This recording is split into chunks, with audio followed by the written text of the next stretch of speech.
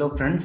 तो आज इस वीडियो में हम देखेंगे कि वेरिएबल क्या होता है और वेरिएबल को हम अपने प्रोग्राम में कैसे यूज करते हैं। सबसे पहले हम समझते हैं वेरिएबल क्या होता है। तो वेरिएबल एक प्रकार का एक ऐसा मेमोरी में स्थान होता है जहां पर हम किसी वैल्यू को स्टोर करवाते हैं थोड़े लंबे समय के लिए, ताकि हम उसको प्रोग्राम में आगे यूज कर सकें। सपोज करिए कि आपको कोई एक वैल्यू है जिसका बार बार उपयोग हो रहा है, तो आप उसे कहाँ स्टोर करवाएंगे? तो आप उसको मेमोरी में स्टोर करवाएंगे और कोई उसे एक नाम दे देंगे और उसी नाम को हम वेरिएबल कहते हैं। जैसे इसे हम एक एग्जांपल के द्वारा समझ सकते हैं कि यदि आपको बोला गया एक नंबर याद करने के लिए, तो मैंने कहा कि आपको एक नंबर याद रखना है, सपोज करिए 3। तो आप 3 को याद रख लेंगे। उसके फिर थोड़ी देर बाद मैंने आपको कहा कि आपको एक और नंबर याद करना है, वो है 4। तो जब मैंने आपको 4 बोला तब तक आपने 3 को अपनी मेमोरी में रखा है और उस मेमोरी में आपने उस 3 को एक नाम दे दिया है। जैसे आपने नाम दे दिया फर्स्ट नंबर, तो ये हो गया उसका एक नाम और आपने उसको अपनी मेमोरी में रख रखा है जब तक मैंने 4 नहीं कहा है। फिर जब आप मैंने 4 कह दिया, उसके बाद में मैं आपको कहता हूं कि 3 और 4 को प्लस करिए। तो आपने 3 और 4 को प्लस करा और आंसर आया 7। फिर थोड़ी देर बाद मैंने आपसे आंसर पूछा क्या आया, तो आपने कहा 7। तो ये जो आपने 3 को अपनी मेमोरी में रखा था, फिर मैंने जब 4 कहा था तो आपने 3 और 4 दोनों को अपनी मेमोरी में रखा था, और एंड में जब मैंने आपसे आंसर मांगा था तब आपने मुझे 7 बताया था। तो ये जो 3, 4 और 7 थे, ये आपकी मेमोरी में कहीं ना कहीं स्टोर हुए थे, तभी आप इसको ज्यादा देर तक मेमोराइज कर पाए थे। और इसी को हम वेरिएबल कहते हैं। हमारे कंप्यूटर की मेमोरी में कोई एक वैल्यू दे देना ताकि हम उसको भविष्य में बार बार यूज कर सकें या उससे कोई काम ले सकें, तो वो कहलाता हमारा वेरिएबल।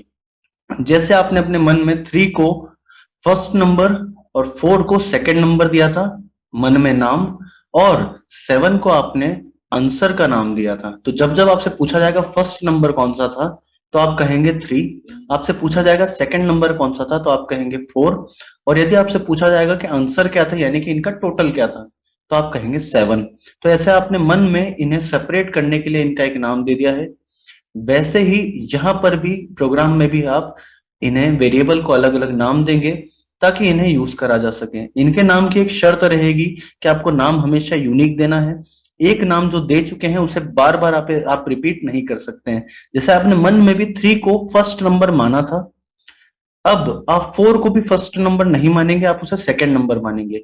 तो जिसके द्वारा आपने दो अलग अलग नाम दे दिए हैं, वैसे ही कंप्यूटर में भी आपको वेरिएबल के अलग अलग नाम देने हैं। दूसरा रूल होता है वेरिएबल नेम का, कि वेरिएबल नेम में आपको स्पेस नहीं देना है। वेरिएबल नेम कंटिन्यू चलेगा, उसमें कहीं भी स्पेस नहीं आएगा। थर्ड चीज थी कि वेरिएबल के नाम कभी भी नंबर से स्टार्ट नहीं होंगे। आप 2A, 1A या 1B, 2B ऐसे आप नाम नहीं दे सकते हैं। तीसरी इसमें एक और इंपॉर्टेंट बात याद रखनी है कि वेरिएबल के नाम में कोई भी स्पेशल सिंबल यूज नहीं आएगा। किसी किसी प्रोग्रामिंग लैंग्वेज में आप अंडर स्कोर यूज कर सकते हैं वेरिएबल के नाम में। वो एक अकेला एक्सेप्शन है जो सिंबल के रूप में आ सकता है। उसके अलावा और कोई सिंबल आप यदि आप ऐड करेंगे तो ज्यादातर प्रोग्रामिंग लैंग्वेजेस आपको एरर दे देगी। तो इस चीज का आपको स्पेशल ध्यान रखना है कि कभी भी किसी भी प्रोग्रामिंग लैंग्वेज में आपको वेरिएबल के नाम में सिंबल नहीं देने हैं। अब आपको यदि पाइथन में वेरिएबल देना है तो उसके लिए यहाँ पर एक प्रोसेस होती है। बहुत सारे प्रोग्रामिंग लैंग्वेज में जब आप वेरिएबल डिक्लेयर करते हैं, जब आप कंप्यूटर को बोलते हैं कि मैं इतनी वैल्यू रखने वाला हूं और इस नाम से रखने वाला हूं, उससे पहले आपको उसका टाइप बताना होता है। बट पाइथन आपको इस सुविधा देता है कि आपको टाइप देने की कोई जरूरत नहीं है। आप केवल वेरिएबल का नाम दीजिए और उसके अंदर सीधा वैल्यू डाल दीजिए। भले ही वो वैल्यू इंटीजर यानी कि नंबर के रूप में हुई या फिर कैरेक्टर यानी कि अल्फाबेट्स के रूप में हुई, कोई मैटर नहीं करता है। बस आपको एक चीज का ध्यान रखना है कि जब आप नंबर डिक्लेयर करेंगे किसी वेरिएबल में, तब आप वहां पर डबल इन्वर्टेड कॉमा नहीं लगाएंगे। पर यदि आप अल्फाबेट डिक्लेयर कर रहे हैं तो वहां पर आपको डबल इन्वर्टेड कॉमा की जरूरत होगी। जैसे हम जब देखते हैं हमारे स्क्रीन पर कि वेरिएबल कैसे बनाए जा सकते हैं। सबसे पहले हम एक वेरिएबल डिक्लेयर करेंगे जिसका नाम होगा ए। ए यहाँ पर रखा जाएगा। यहाँ पर इक्वल करके हम उसमें वैल्यू डाल सकते हैं। सपोज करिए मैंने डाला 5, तो यहाँ पर आप डायरेक्ट नंबर डाल सकते हैं, जिससे क्या होगा, ए के अंदर 5 जाकर स्टोर हो जाएगा। मतलब हमारी मेमोरी में 5 स्टोर हो जाएगा और उस 5 का नाम क्या होगा, ए होगा।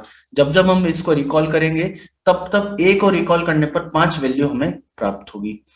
अब इसे एंटर करते हैं और अब प्रिंट करते हैं। प्रिंट में हम पैरेंथेसिस में लिखेंगे ए और इसे एंटर करेंगे तो आप देखेंगे आंसर आ गया हमारा 5। मींस हमने ए को रिकॉल करा तो उसने हमें 5 वैल्यू फिर से दे दी है। वेरिएबल में एक चीज आपको ध्यान रखनी है कि कंप्यूटर हमेशा लेटेस्ट वैल्यू उठाता है। लेटेस्ट मींस आपने जो लास्ट वैल्यू डाली, सपोज करिए मैंने कर दिया a बराबर 7, तो यहां पर उसने a की वैल्यू 5 से रिप्लेस करके 7 कर दी है। यदि अब मैं प्रिंट करूंगा और a यहां पर लेकर आऊंगा तो मुझे मिलेगा 7, क्योंकि जो लेटेस्ट वैल्यू है वो ही डल पाएगी, लास्ट वैल्यू पुरानी जो वैल्यू है वो नई वैल्यू से रिप्लेस हो जाएगी। इसी जगह पर यदि आप कोई अल्फाबेट देना चाहते हैं तो आपको डबल इनवर्टेड कॉमा देना पड़ेगा। सपोज करिए मैंने दे दिया इटकॉम, एंटर। अब यदि हम इसे प्रिंट करवाएंगे तो आपको आंसर मिलेगा हिटकॉम, क्योंकि हम हमने अल्फाबेट्स उसमें दे दिए हैं। ये होता है हमारा वेरिएबल, जिसको हम आगे अब हमारे पाइथन लैंग्वेज में बहुत बार यूज करेंगे, क्योंकि पाइथन में या किसी भी प्रोग्रामिंग लैंग्वेज में वेरिएबल बहुत बेसिक सी और बहुत इंपॉर्टेंट यूनिट होती है। तो इसलिए इस चीज को हम स्पेशल ध्यान रखेंगे कि वेरिएबल कैसे काम करता है, उसे कैसे डिक्लेयर करते हैं। ये होता है हमारा एक लेक्चर वेरिएबल के बारे में। आई होप आपको ये समझ में आया होगा। अगर समझ में आया है और अच्छा लगा है तो लाइक शेयर कमेंट सब्सक्राइब जरूर करिए। इस वीडियो में हम इतना पढ़ेंगे और आने वाले वीडियो में हम आगे के प्रोग्राम देखेंगे। Thank you.